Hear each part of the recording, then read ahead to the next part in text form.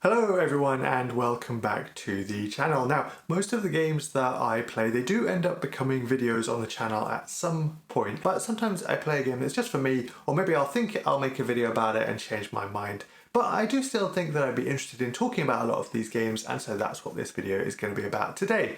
I hope you enjoy it. So, if you're a subscriber or a regular viewer, then some of these games probably won't be a surprise, and Final Fantasy VII Rebirth made my most anticipated games of this year, so of course I was going to pick this one up on day one. I decided ahead of time though that I wasn't going to do a review or anything like that because I didn't want to rush through the game or overanalyze it or anything like that. I just wanted to play it, take my time and enjoy it. So it actually took me a little bit of time to settle into this game, but I'm now absolutely loving Rebirth. At this point, I'm around 35 hours into the story.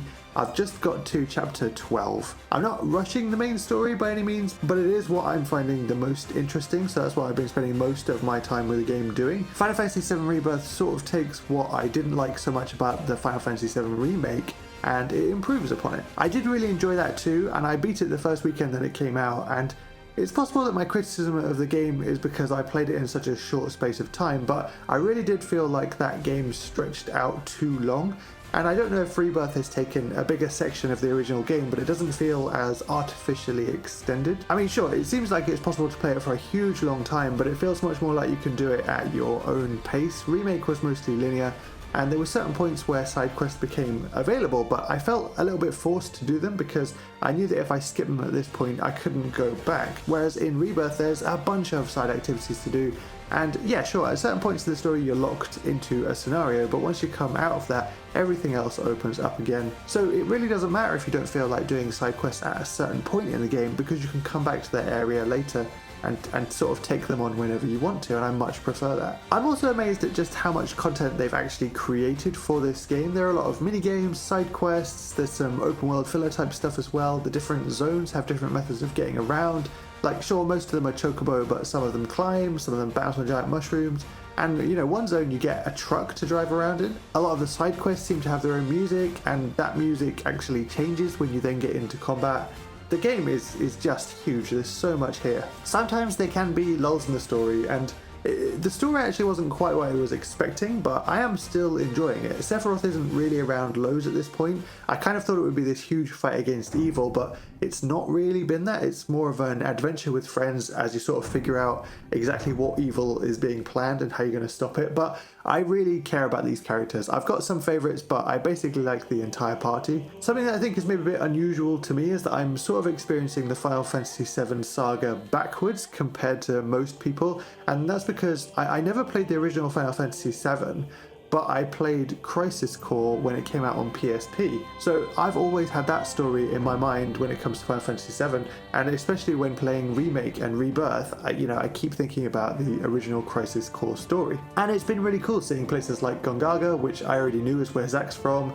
You see characters like Cissnei and Song, which are sort of returning characters for me, whereas for a lot of other people, they must have been original characters in Final Fantasy VII and then returning characters in Crisis Core. And I've got that the other way around. I think because I played Crisis Core, I've got half an idea of what's going on with Cloud and Sephiroth, but I'm definitely expecting some surprises, and of course I've got no idea what they've changed in this game compared to in the original Final Fantasy VII. And when the story does hit its highs, they're so good that I'm on the edge of my seat. At the point that I've just got to in the game, the world has sort of opened up even more. Before, I found it annoying that you couldn't fast travel between the different regions without going to certain points, whereas now it seems like I can go anywhere that I want at any time, and even more side quests seem to have just popped up. And I will say that this doesn't happen very often to me, but I might put off the ending of this game for a little while because I'm enjoying it so much, and I don't really want my time with the game to be over yet. I know it's only March, but I'm enjoying Final Fantasy VII Rebirth so much that I think it's very likely to be up there with my favourite games of this year. So the next game is Palworld. Now, Palworld is one that I heard about all of the hype, especially in those first couple of weeks, but I didn't actually have a go until really quite recently. I did think that it looked like it could be fun, but not so much on your own, and I didn't know anybody who was actually playing it. But recently I was talking to the guys that I normally game with, and we decided we wanted to try something else, and it turned out that we are actually all interested in Palworld. This game hasn't been what I expected. It was heavily shouted about across the internet as Pokemon with guns, but it's much more of a mashup of Pokemon with survival crafting, I think. I only played a little bit of Ark, but it feels quite like that to me, maybe a little bit like Valheim. We're about 10 hours into our world, and so far none of us even have a gun. There are some things that I think this game gets wrong, but there's plenty that I think it gets right. I really enjoy the mechanics of the pals. Yes, it's derivative of Pokemon, but they've changed enough that I think it feels more like an evolution to me rather than copying. I like that you can have your favorite pal just roaming the world with you whenever you want. I like that it fights in real time for you, you're not locked into turn-based battles. And I especially like how if you craft the right item, then you can use them as mounts. You know, maybe you can run around quicker on land with them, or take to the skies if that pal can fly. The way that pals interact and help with the bases that you build. And we've also had a lot of fun sort of tinkering with this. Each pal can do a certain number of jobs around the base, and recently we found ourselves looking specifically for pals that specialize in certain jobs. For example, a pal that's really good at ferrying items back and forth around the base. The only thing that I'm a little unsure about at this point is that we've worked our way through all of the starting objectives. When that happens, Palworld just sort of, it leaves you to it, and you have to figure out your own objectives and make your own fun with the game. That's not too much of a problem now. We've just started building a second base. There's plenty of the world left to explore that we haven't opened up the map yet. We found quite a few world bosses near us to try taking on.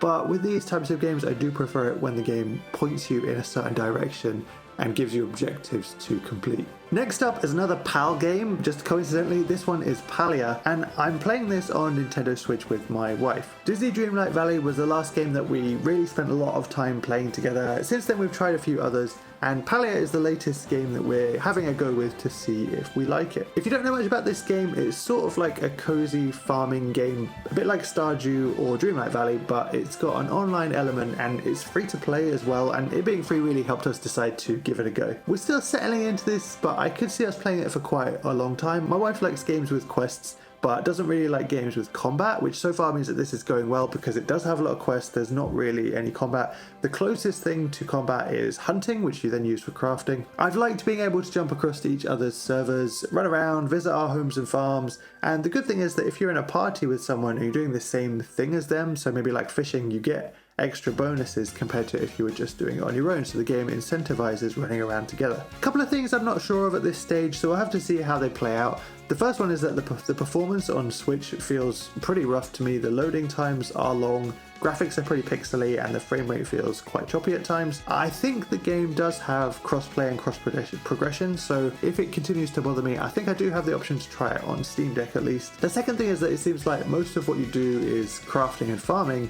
However, at a certain point, these mechanics become time-gated, so pretty early on we had to create some wooden planks to build our houses, and each one takes a minute to create at the crafting table, at the sawmill crafting table. And that doesn't sound too long, you know, just 1 minute, but I think I needed about 100 planks, so, you know, that's 100 minutes, and this was one of the very first proper buildings. It worked out okay in that situation because it was pretty much the last thing we were going to do before we were stopping playing, so by the time we then wanted to play again, the 100 minutes had passed because it does go in real time. But it does mean that I'm a little worried about the game getting quite limited in what you can do without either waiting a long time or paying what I assume is going to be quite a lot of money on these microtransaction type items that probably have timer skips in them. But I am still intrigued, I'm enjoying it at this point, and getting to play it together so far outweighs any negatives that I've got. The last two games in this video are actually Nintendo DS games. I recently managed to fix some gouges in my new 3DS top screen. I just replaced the plastic lens over the top. So I wanted to make use of it and play some of these old games that I hadn't gotten around to playing.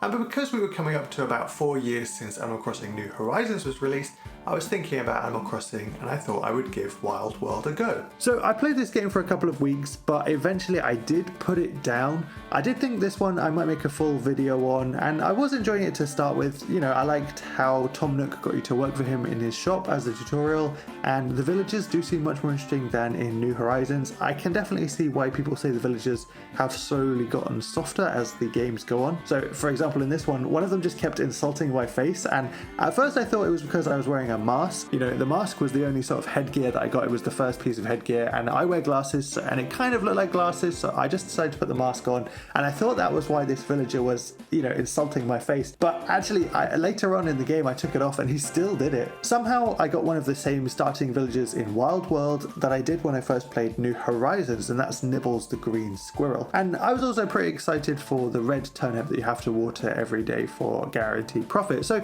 yeah, to start with, I was enjoying Wild Wild World. After a couple of weeks though, I did just find myself starting to get a bit bored, and really I was just logging in sort of for the sake of it. As an earlier Animal Crossing game, it really did seem like there wasn't too much to do. And this is a shame because all of the Animal Crossing games I've played so far don't quite seem like the complete package. New Horizons was the first Animal Crossing game that I ever played, and I loved it, but aside from terraforming, there wasn't loads of stuff to do, and they drip-fed everything in so slowly, including content that was in previous games that you would have wanted to be there, you know, at the start. And villagers, like I've said before, didn't seem to have a lot of different dialogue. I've played a little bit of New Leaf and that seemed to have more to do. The villagers seemed better than in New Horizons, but I missed some of the quality of life features.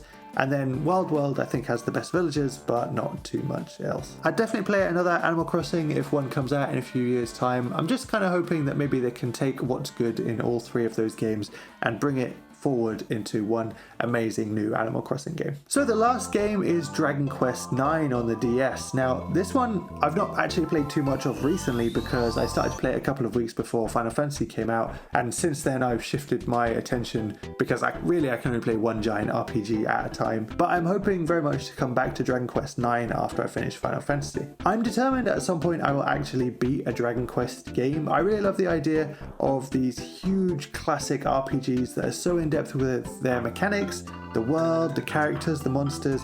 They really seem like they'd be for me, and especially I think if I'd been aware of them when I was younger, I'm sure I would have played and completed them all by now. These days though, having less free time, I'm either much more selective with which huge games I play, or you know, sometimes I do find myself just bouncing off them. Dragon Quest IX is a bit different from other Dragon Quest games in that you can really change up your party, you can create your own characters to go in it, choose and change their classes, and this means that the game does have less of a focus on the stories of individual characters in your party, but on the other hand, something that I really like, and I don't understand why they don't do this in other Dragon Quest games, is that when you change your armor or weapon, it's actually reflected in the character model. Don't ask me why, it just really bugs me when this doesn't happen in games, so I really appreciate this in Dragon Quest IX. I'm quite liking the story too so far, and there were one or two cutscenes which used the dual screens to really good effect, and that caught me by surprise, and I really liked it. I'm not sure if I'd seen that before. Like I said, I've not played too much of this recently because I've been playing Final Fantasy VII Rebirth, but I would like to go back to it soon. If you're a Dragon Quest fan, do you like 9? Because I know it can be a bit divisive. Some people really like it and some people aren't such a fan of it. How does this one stack up to the others for you? So there we go, those were some of the games I've been playing recently but didn't get a chance to talk about on the channel. I hope you enjoyed this video. I'd love to know what games you've been playing as well, so please let me know down in the comments. Thank you so much for watching, and I'll see you in the next one.